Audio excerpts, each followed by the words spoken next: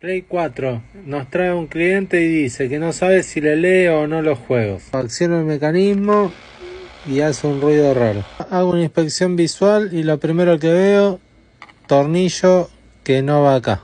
Vamos a sacarlo. Ni siquiera tiene una rosca, no sé por qué le ponen eso ahí. Le pusimos la tapa, vamos a probar un disco. Lo toma bien. Vamos a sacarlo.